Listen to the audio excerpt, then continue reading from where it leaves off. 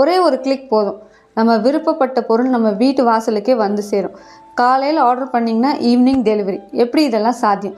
இந்தியாவில் first online shopping எங்கேருந்து தொடங்கப்பட்டது, இதை ஸ்டார்ட் பண்ணவர் யார் அப்படின்றத இந்த வீடியோவில் பார்த்து தெரிஞ்சுக்கலாம். இப்போ ஆன்லைன் ஷாப்பிங் அப்படிங்கிறது நம்மளுடைய வாழ்க்கையில் ஒரு பகுதியாகவே மாறிடுச்சு.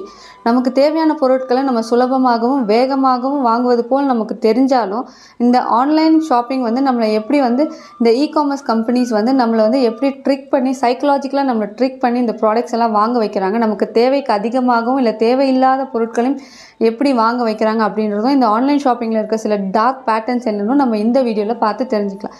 நீங்கள் இன்னும் நம்ம சேனலை சப்ஸ்கிரைப் பண்ணலைன்னா சப்ஸ்கிரைப் பண்ணிக்கோங்க. அப்போ தான் இந்த மாதிரி சில இன்ட்ரெஸ்டிங்கான டாபிக்ஸ் நம்ம சேனலில் பார்த்து தெரிஞ்சுக்க முடியும். வாங்க இப்போ வீடியோக்குள்ளே போகலாம். ஸோ இந்த இயர் 1999 ஃபேப்மார்ட் அப்படிங்கிற first Indian online shopping website launch செய்யப்பட்டது. இது கே வைத்தீஸ்வரன் அப்படிங்கிறவரால் தொடங்கப்பட்டது. ஸோ இவர் தான் நம்மளுடைய இந்தியன் இ-காமர்ஸ் ஆன்லைன் ஷாப்பிங்கோட ஃபாதர் ஆஃப் இந்தியன் இ-காமர்ஸ் அப்படின்னு சொல்லப்படுறாரு. அண்ட் அது மட்டும் இல்லாமல் இந்த வெப்சைட் இனிஷியலாக புக்ஸ் மற்றும் மியூசிக்கல் சிடிஸ் விற்கிற ஒரு போர்ட்டலாக தான் இருந்தது. அதுக்கப்புறமா இந்த ஃபேப்மார்ட் நிறைய internal and organisation changes undergo பண்ணி இப்போ இருக்கிற மோர் அப்படிங்கிற ரீட்டைல் அவுட்லெட்டாக இருக்குது. அண்ட் இந்த இயர் 1997 தான் ஃப்ளிப்கார்ட் தொடங்கப்பட்டது. ஃப்ளிப்கார்ட் ஸ்டார்ட் ஆனதுக்கப்புறம் இந்தியாவில் இந்தியன் மக்களிடையே அது மிகுந்த நம்பிக்கையும் வரவேற்பையும் பெற்றது. ஆனால் 2012 வந்த அமேசான் தான் நம்மளுடைய யூசர் எக்ஸ்பீரியன்ஸும் இந்த வே வி ஷாப் ஆன்லைன் கம்ப்ளீட்டாக டைமென்ஷனலாகவே கம்ப்ளீட்டாக சேஞ்ச் பண்ணது அமேசானோட வருகைக்கு பிறகு தான்.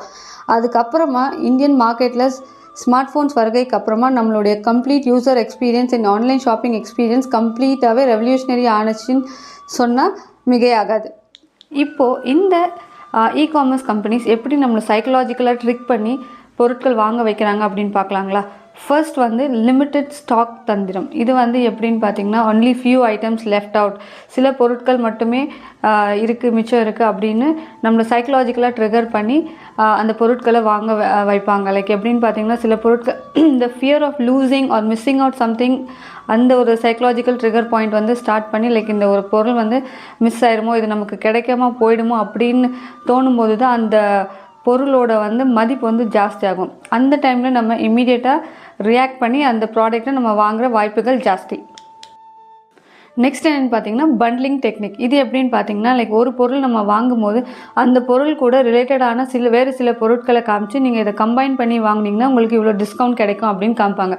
ஃபார் எக்ஸாம்பிள், நம்ம ஒரு மொபைல் ஃபோன் வாங்கினோன்னா அந்த மொபைல் ஃபோனோட ஸ்க்ரீன் கார்டு ப்ளஸ் அந்த மொபைல் ஃபோனோட கவர் கேஸ் இது சேர்த்து வாங்கினீங்கன்னா உங்களுக்கு இவ்வளோ டிஸ்கவுண்ட் அப்படின்னு காமிப்பாங்க. இதுவுமே நமக்கு ஒரு ட்ரிகராக அமையுது.